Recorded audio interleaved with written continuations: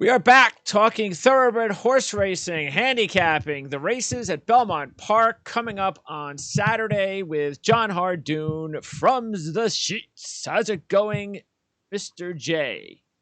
Very good. How are you? Doing all right. You know, it's we said last week we forewarned everybody about the possibility that this could be a slow a week as far as quality racing. We were keeping our fingers crossed that the Mother Goose was going to have a full field because this is the biggest race of the weekend. And unfortunately, there are only 5 horses in the field. So we will have your pick of the Mother Goose. So we'll do that coming up. Don't miss. And yeah. And we've got actually, and we'll do that first actually before we get into our other 2 races. Which actually, the good thing is we have races 7, 8, 9. So if the Mother Goose is the 8th race, and then we're going to handicap on our Patreon page races 7 and 9. So that's what we decided on. We were thinking about 6, but there's only a start or 2 for a lot of those horses. So that's why race 7 won the call. There's this another stakes race taking place at Churchill Downs, but we passed on that. And there's also a couple of pretty decent, actually one decent race at Gulfstream Park. But once again, we passed on that. We figured let's just stick with all 3 races at Belmont Park. And then next week, then we have some Breeders' Cup Challenge races, including the Princess Rooney from Gulfstream Park. And what's the other one? Rooney. Foster. Stephen Foster. Yeah. So Chad Summers is going to join us next Thursday. Maybe us, because I know that you're going to be away for not just the holiday, but you've got some personal reasons that you're leaving. So you're going to be on the road. So we're going to hope to hook up with you on the road next week when we're with Chad. And we're looking forward to that. So how's the weather as far as Belmont Park for Saturday? It's supposed to be nice, no problem. It's just going to be very hot. So, with another stake race on Saturday, the 3rd race, the Wild Applause, but that's also a 5-horse field. It's on the turf. Chad Brown has 3 of the 5 horses in it, so I opted out of that race. Oh, so that's not a graded stakes, just a stakes race. Right. Okay. And you were saying to me, because I was thinking about the 10th and 11th at Gulfstream, and you said the 10th was no good because of what's it called again? It's called Tapeta. What is that? That's the surface they run on at Turfway Park at Golden Gate Fields. It's not real dirt; it's synthetic, and I'm not a fan. And they're in the process of putting in a new turf course at Gulfstream, so there are no turf races until November, December. So you have dirt or you have all weather. They call it all weather, but it's Tapeta. It's the same surface that Turfway Park is, and you know how I feel about playing those races. That's why I don't even put it up on my tracks that I offer anymore, because I'm not doing Gulfstream where half the races are on that crap. So is it any different than the surface at Turfway? Same thing. Same thing. Yeah. So they call it what did you say, Tapeta? Yeah. But it actually is just synthetic. Yeah. Okay.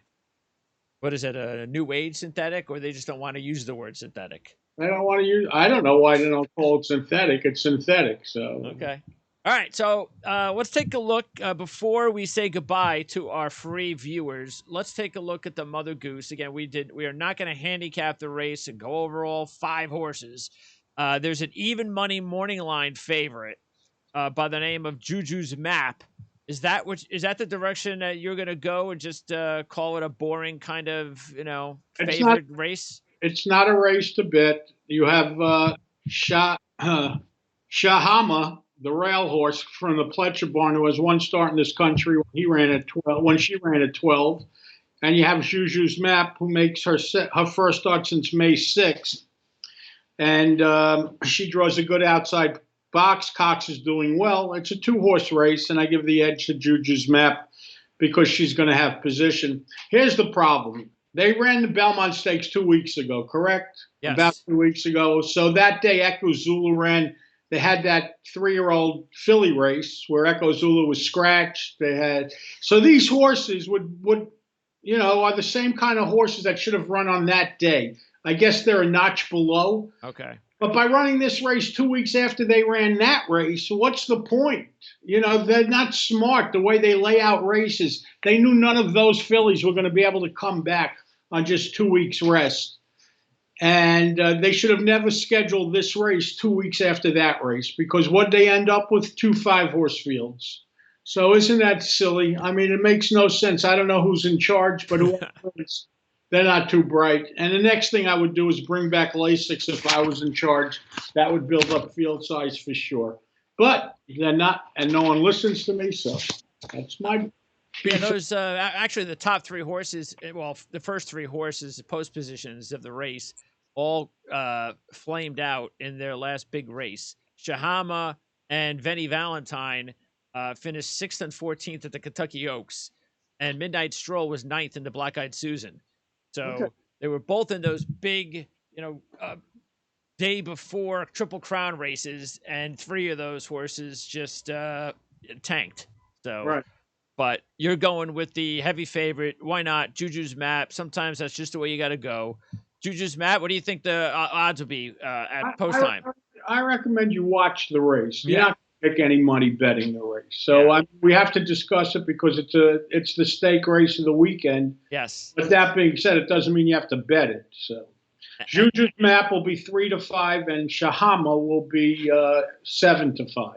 Okay. And then don't forget that next week, when we come on with Chad, that we are going to not only talk about the races, obviously, but we're also, and we mentioned this before, the HISA update's coming up next week. So that should be important. Yeah, it is important.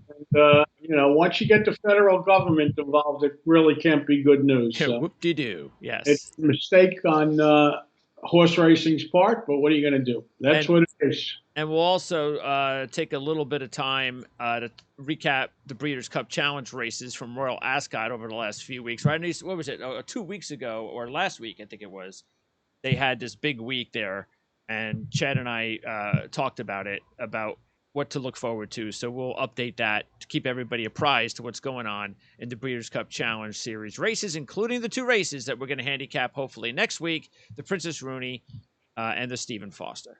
And by the way, the Princess Rooney, I guess, is not a turf race, correct? Where, in Florida? Yeah, because that's at Gulfstream. Yeah, they're off the turn. No, it's not a grass race. Yeah, that's a sprint race. Okay, so the Princess Rooney's a sprint, and the Stephen Foster's is in the challenge races for the Classic.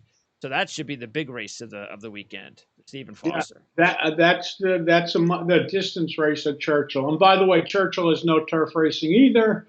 At this point, there is something wrong with their new $10 million turf course that they installed. It's all a mess. Very nice. All right, sounds good.